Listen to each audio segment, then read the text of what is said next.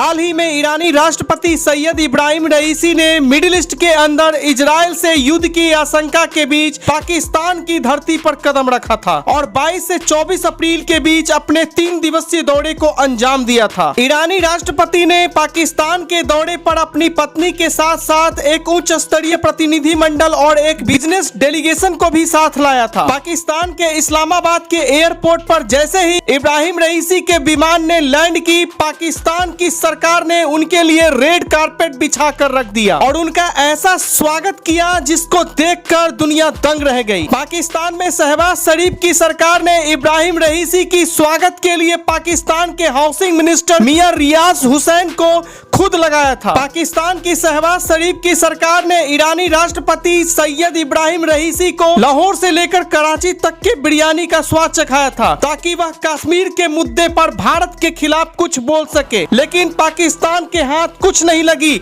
और उल्टा पूरे दुनिया के सामने पाकिस्तान के प्रधानमंत्री को अपनी भद्द पिटवानी पड़ी। ईरान के राष्ट्रपति ने पाकिस्तान के दौरे पर पाकिस्तान के कई प्रांतों के मुख्यमंत्रियों के साथ और बिजनेसमैन के साथ भी मुलाकात की थी। तो वहीं पाकिस्तानी पीएम शहबाज शरीफ के साथ बातचीत के दौरान व्यापार, कनेक्टिविटी, ऊर्जा, कृषि सहित कई क्षेत्रों में दोनों देशों के बीच बातचीत हुई और इस बातचीत के दौरान दोनों ही देश इस बात पे राजी हुए कि अगले 5 सालों के दौरान पाकिस्तान और ईरान के बीच 10 अरब डॉलर तक का व्यापार पहुंच सके। तो वहीं ईरानी राष्ट्रपति ने अपने दौरे के दौरान पाकिस्तान के साथ 8 समझौते पर हस्ताक्षर किया है। पूरी दुनिया में किसी ने कल्पना भी नहीं की होगी कि जिन 2 देशों के बीच आतंकवाद के मुद्दे को लेकर 3 महीना पहले एयर स्ट्राइक जैसी घटना को अंजाम दिया गया है, उन दोनों देशों के नेताओं के बीच इतने प्रगाढ़ संबंध देखे जाएंगे। ईरानी राष्ट्रपति के दौरे के दौरान पूरे पाकिस्तान को हाई अलर्ट पे रखा गया था। पाकिस्तान के प्रधानमंत्री शहबाज शरीफ खुद उनको लेकर पाकिस्तान के जनक मोहम्मद अली जिन्ना की मजार पे ले गए थे। दुनिया के कई कूटनीतिक विशेषज्ञ ईरानी राष्ट्रपति के पाकिस्तान के दौरे को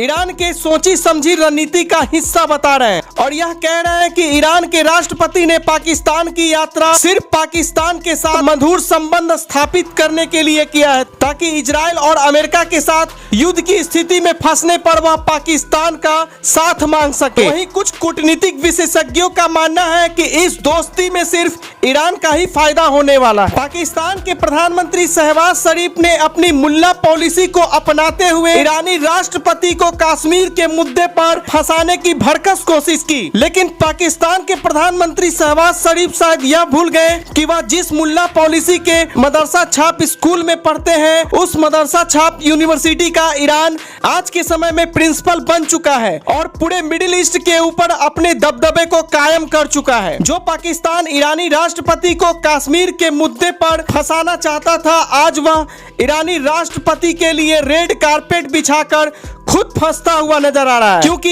ईरानी राष्ट्रपति के दौरे के बाद अमेरिका पाकिस्तान के ऊपर बुरी तरह से भड़का हुआ नजर आ रहा है। पाकिस्तान के बड़े बड़े कूटनीतिक सुरमाओं को अब यह समझ में आने लगा है कि ईरानी राष्ट्रपति ने पाकिस्तान का दौरा करके पाकिस्तान को ही फंसा दिया है, क्योंकि ईरानी राष्ट्रपति के पाकिस्तान के दौरे के बाद से तमाम पश्चिमी मुल्कों के साथ अमेरिका और इजराइल पाकिस्तान पर बुरी तरह से भड़के हुए हैं। पाकिस्तान के लोगों को यह एहसास हो चुका है कि इमरान खान की तरह शहबाज शरीफ की सरकार ने भी अपनी पैर पर कुल्हाड़ी मार डाली है। दरअसल ईरान पर जंग का खतरा मंडराता देख ईरान के राष्ट्रपति ने पाकिस्तान के दौरे को इसलिए चुना था ताकि इस देश को भी मिडिल ईस्ट के युद्ध में घसीटा जा सके, ताकि अमेरिका की तिरछी नजर पाकिस्तान के ऊपर भी पड़े और पाकिस्तान के ऊपर कड़े प्रतिबंधों की अमेरिका झड़ी लगा दे। जबकि ईरान के राष्ट्रपति इस बात को भली भांति जानते थे कि पाकिस्तान की यात्रा से उन्हें कुछ खास हासिल होने वाला नहीं है। पाकिस्तान की मौजूदा शहबाज शरीफ की सरकार ने ठीक वैसी ही गलती को दोहराया है जैसे 24 फरवरी 2022 को पाकिस्तान के तत्कालीन प्रधानमंत्री इमरान खान ने दोहराया था और अमेरिका के मना करने के बावजूद मॉस्को की यात्रा की थी और उसके तुरंत बाद ही रूस ने यूक्रेन पर आक्रमण कर दिया था, जिसका खामियाजा पाकिस्तान को भुगतना करना पड़ा था, क्योंकि रूस द्वारा यूक्रेन पर हमले के बाद पाकिस्तानी प्रधानमंत्री इमरान खान का मॉस्को दौरा अमेरिका की आंखों में चुभ गया था। इसीलिए अमेरिकी राष्ट्रपति ने इमरान खान के पूरे शासन काल के दौरान कभी इमरान खान से बात तक नहीं की थी और अमेरिका ने पाकिस्तान को पूरी तरह से आइसोलेशन में डाल दिया था। यही वजह है कि पाकिस्तान को आर्थिक संकट का सामना करना पड़ा और बार बार अपना कटोरा लेकर अमेरिका का दौरा करना पड़ा ताकि किसी भी तरीके से पाकिस्तान को डिफॉल्ट होने से बचाया जा सके। लेकिन अमेरिका ने कभी पाकिस्तान की उस दौरान मदद नहीं की थी। वैसी ही संभावना एक बार फिर से बन रही है, क्योंकि मौजूदा समय में ईरान और इजराइल दोनों ही मुल्क एक दूसरे के ऊपर मिसाइल और ड्रोनों से हमला कर चुके हैं और इस समय भी मध्य पूर्व के अंदर दोनों देशों के बीच युद्ध का खतरा लगातार